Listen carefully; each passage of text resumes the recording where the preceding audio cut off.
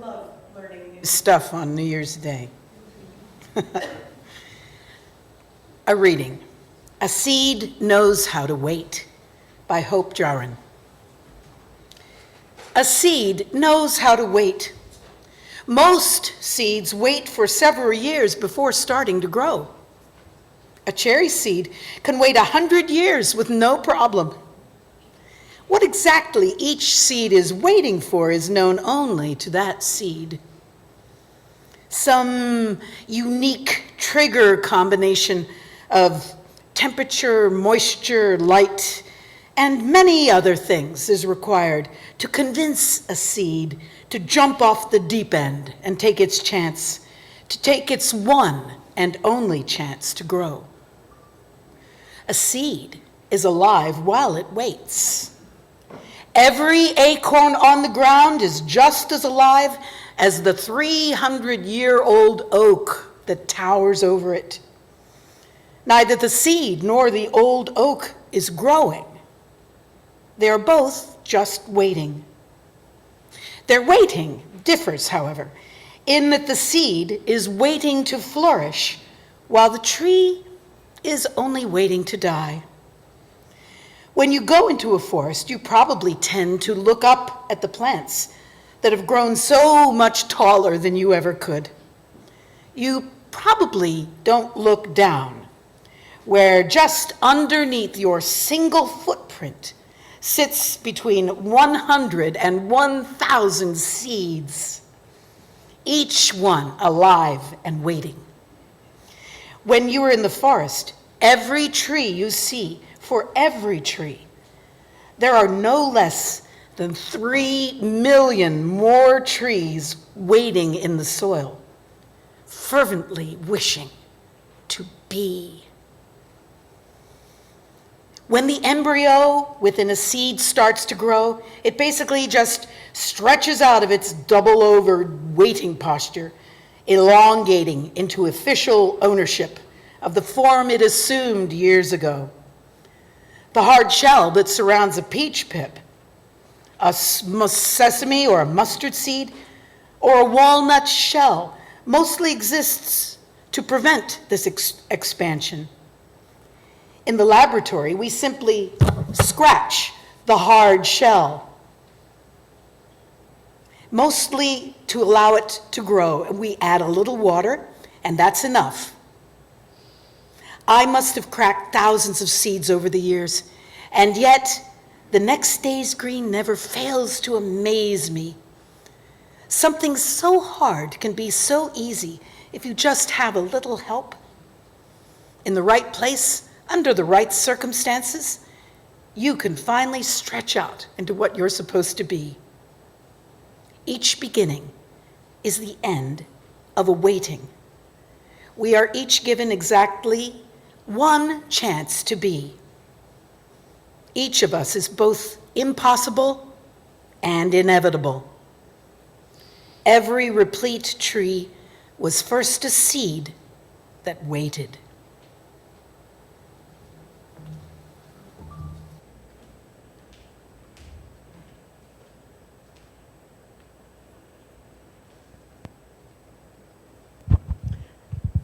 Good morning. So wonderful to see familiar faces and some new faces with us here this morning. I'm Reverend Anastassia, one of the ministers serving this beloved congregation. Winter has always been my favorite season, largely because I love to ski, and it's the only season for downhill winter skiing. But there's so many more reasons to love winter. And as I've grown older, I've come to appreciate the stillness, the rest, the fallowness, the storing of potential life that comes in winter. I'm always amazed by how the bare branches suddenly grow those buds that burst into those beautiful spring flowers. It doesn't even take that long. I go, how are those buds so large and so green already? I think about how the winter ice begins to melt and become the streams that wet the earth and bring forth the flowers from the ground. Or how the fields that lay fallow are storing up their energy, storing up their nutrients to give forth the harvest that is coming in the months ahead. Isn't it proper that our new year starts in this time of winter, a time of rest? Don't we also need to rest, to lay fallow for a little bit, to store up our energy so we could release it to new purpose in this year? We can't keep going all the time, can we? That's one of the gifts and reminders of living in a four-season place, to recognize that there's a time for stillness, for accumulation, for rest, a time to bring forth just a new potential in the world, to see it bloom and be harvested, collected, and then rest again. To remember the naturalness of that cycle for us as well. I'm going to lead us into a little meditation to think about how we can embrace a little centering and stillness this morning. So first, we might need to make room in our lives. And as we think about the seed that falls from the acorn tree, or the little seed that blows itself away from its flower, I invite you to think about what from last year you want to move away from, or release, or leave behind. We don't need to carry all of our lived experiences on our shoulders all the time. We have the gift of surrendering them to the earth, so capably loving, so capable and lovingly holding all things in life. We could let go of fear or resentment, duty or grief. We could let go of, for today, expectations or criticism. Let go, perhaps, of anticipations and expectations. Imagine dropping them into the earth like seeds, laying there, knowing they may have their time to return, as many good things return, but perhaps transformed in some way. Perhaps grief transformed into remembrance, fear into wisdom, anticipation to recognition. Imagine releasing what you do not wish to hold. Releasing it so perhaps it could become something more life-giving in another season.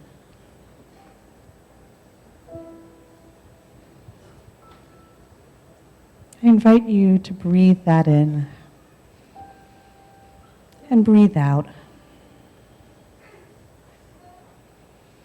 And as you breathe in and out, to feel expansion and capacity,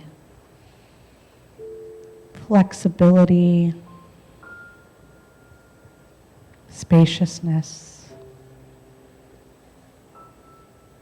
To feel the natural warmth that builds in your body as you breathe.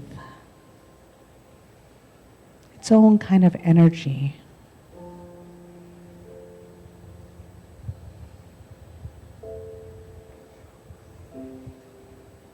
I'm going to invite you into a mindfulness exercise.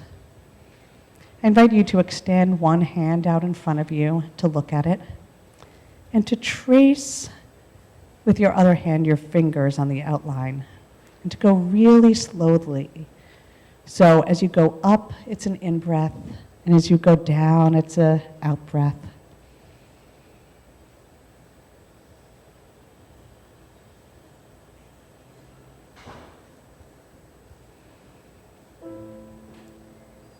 Notice how much you need to pay attention to just being mindful. How long you could take just to breathe.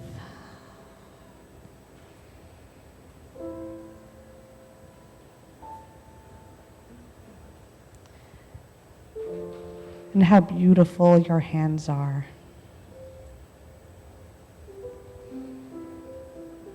This is a way of grounding yourself, releasing yourself to breath,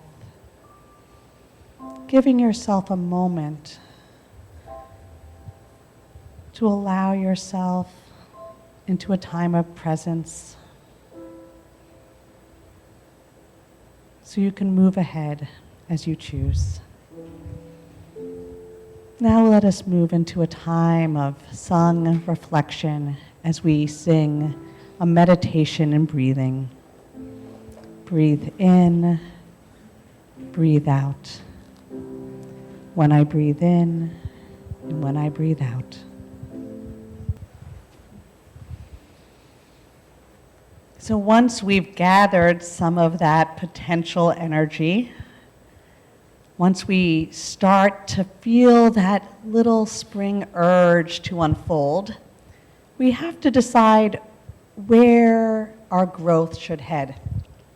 As we know, New Year's is often a time of New Year's intentions, and perhaps this will be familiar in your own life, but it turns out less than 10% of New Year's resolutions actually unfold a year later. Right? It's like 3 or 5%. And that is not because those intentions were not good intentions, or that the people didn't truly want to see that change in their lives. It just, we don't often realize how much support our intentions need. Structural support in our lives. I've been thinking more about this because my trainer at the gym was talking about, I was talking about changes I wanted to see in my life, and he mentioned this book, Atomic Habits by James Clear. So I'm going to share a little bit of this wisdom about how to make your good intention a habit, how to make it a habit and not just an attractive thought. Because hopefully what we want to do is have this time of rest and this time of reflection lead to something that we want to see grow.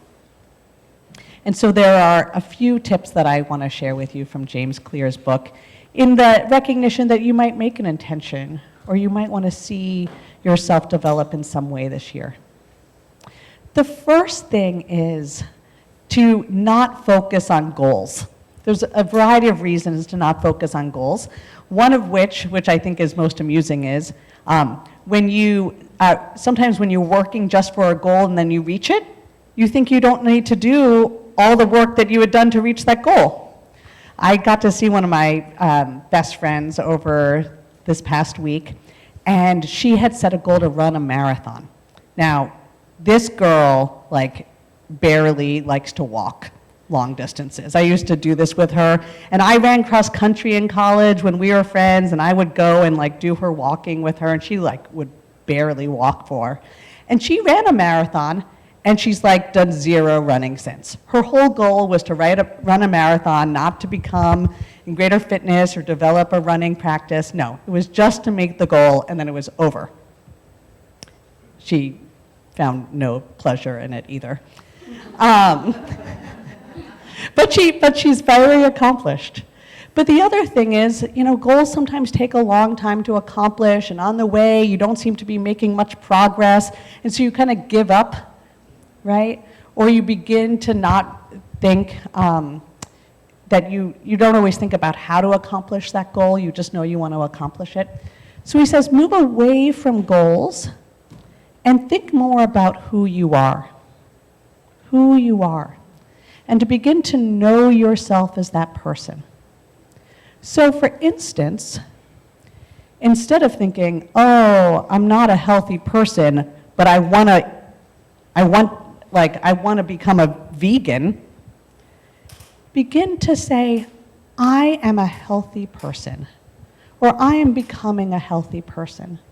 Or if you want to do something more creative in your life, think I'm a creative person, or I'm someone who enjoys being creative.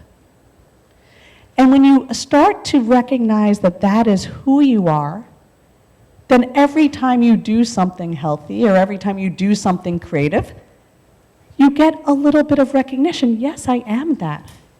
Or you pay a little bit more attention. Oh, you know, after I did that art piece, I began to feel really good. Or I really enjoyed that, or I really did a good job with that. I am a creative person. It's a good feedback loop.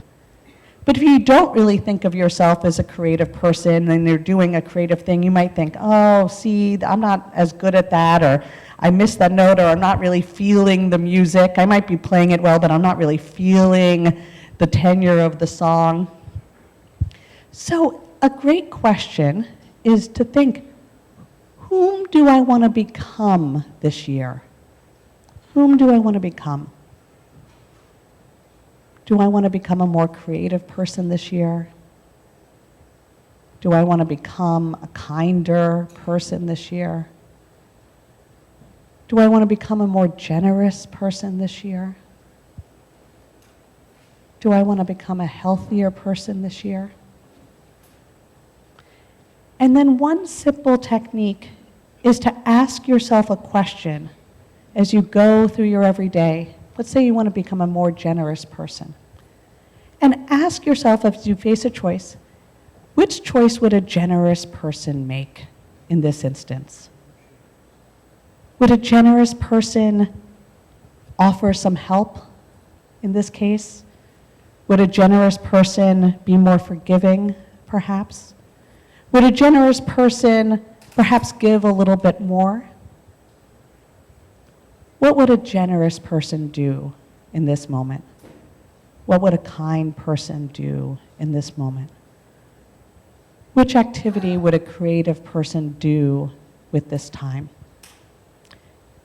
That simple question can actually take it quite far. If you have that intention of the person you want to be and just ask, let that guide you.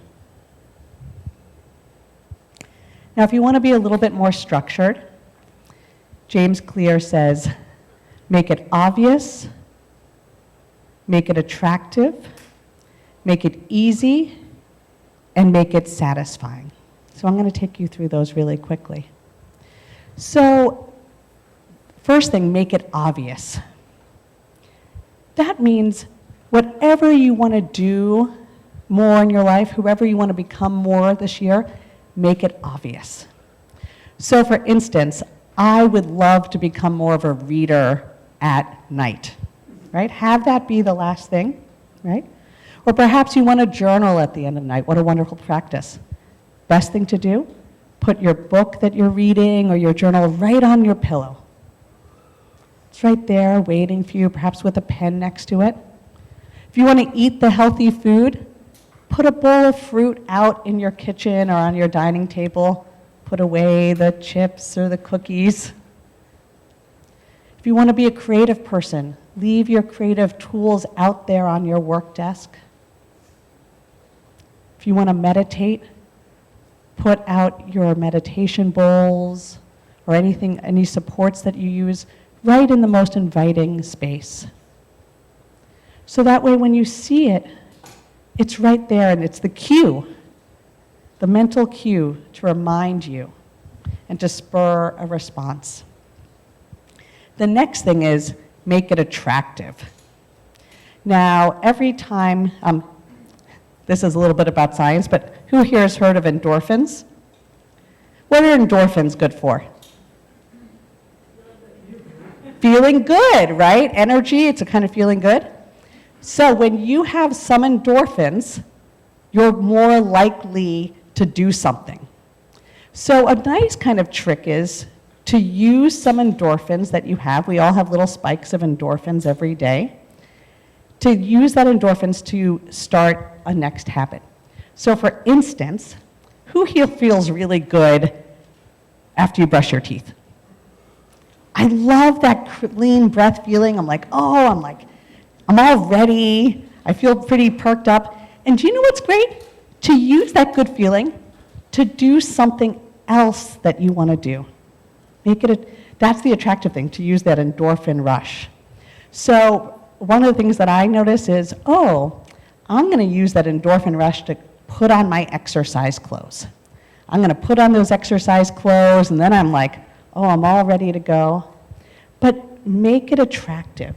Makes whatever you're doing give you that little sense of rush a little bit more. Next one is make it easy. So here's one thing that we recognized. If we like to bike, but if our bikes are way back in the back of the house and we have to unload them and wind them through to the front of the house and get them way down the stairs and then pump up the tires and make sure that everyone's equipment is right and the locks aren't rusty. Do you know how often we go biking? Exactly. I heard a never. But if the bikes are well maintained and right out front and easy to go, you're much more likely to do it. If the gym is close, if you have an easy way to access the creative tools that you want, make it easy. But it's not just that kind of ease of doing things. It's also about doing it enough that it gets easy. So the other example of this is every time you do something, you learn how to do it better. It gets easier and easier. Recently, we signed our daughter, Sadie, up for swim lessons, and it was in this new pool that we hadn't been there before. And the first time that we went there, we got horribly lost. We didn't know which way to go. Our GPS cut out. It was raining. But the next time, we knew just how to go, right? And it gets faster and easier every time. So what you want to do is you want to keep practicing. Frequency, regular practice makes things easier and easier and easier. So we saw this, those of us who journeyed on the Camino de Santiago. At the first day, we were like, we're going to walk 12 miles. Right? And the biggest concern of like everyone on the trip was like, will I be able to complete the very first day? And then the second day was 16 plus miles. And people were like, I think I could do it. And by the third day, which was like, ironically, about 8 miles, they were like, oh, easy. And by the time the trip was over, do you know what everyone was saying? I can't believe I'm not walking anymore. And they'd come back and they'd be like, I'm missing walking 8 or 10 miles a day. It just becomes such a part of my life because the frequency was so high. The things that we find hard at first, once we practice a little, get easier and easier. So whatever new thing that you're doing, make it easy. Do it every day. 10 minutes a day is so much better than just like doing it 1 hour every couple months. So make it easy by doing it frequently. And the last one, make it satisfying. Make it satisfying. And satisfying means enjoyable. So one of the habits that I have is I like to make a cup of tea. And this habit for me is a little bit of caretaking. It says, I'm going to do this ritual that gives me something I enjoy, that says, I'm going to start the day off feeling well cared for. Now, ironically, you would think it's for the caffeine, but some of the time I don't drink it. I just like knowing that I completed the routine. Yeah, it's a self-care routine. Sometimes if I feel like I need to be cared for a little bit more, I just might make it twice. But here's the thing. Oh my God, when I make it and it's like poor quality tea, or I add a little too much milk, it's just like, not very satisfying. Or when I get a new tea bag and it's really good, right?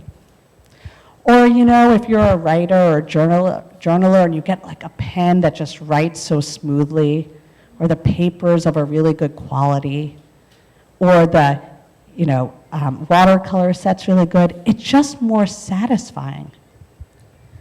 Whatever practice you're doing, make it satisfying. Make your heart sing when you do it. And these might sound just like pleasurable things, but they actually, some of these habits have, can pay off in longer ways or bigger ways. There was a man in 1998, he was from Omaha. His name is something like Paul Gubney. And he booked a one-way ticket to Karachi, and he was a public health expert. And he went there because Karachi is highly populated and has low public health infrastructure. And so there were like a number of diseases that would circulate in this. And he identified one neighborhood that had really poor health outcomes for children in particular. And he worked with Philip Johnson, I think, and they donated really nice soap, pretty nice soap. And he went, and because he realized hand washing really leads to better health outcomes. And people kind of knew this, but they didn't know how to wash. But do you know what? They really liked washing with this good soap. They're like, it foams well, it feels moisturizing on the skin. It's just nice to wash your hands with this soap. And within 3 months, all these poor health outcomes dropped by 33%, 47%, 55%. And he went back 5 years later, and they were continuing to buy their own soap and having this hand washing station. 95% of the families had their own hand washing station because they enjoyed using this soap so much. So whatever habit you do, make it satisfying, enjoy it, get something from it. So in this new year, as you contemplate how you want to store up your energy and where you want to expend it, I invite you to consider whom you want to become this year. How to make those new habits obvious, how to make them attractive and inviting, give you a little energy to push yourself towards them, how to make them easy and satisfying, and over the course of the year to develop into whom you wish to be. May this new year be a new beginning for you. Amen.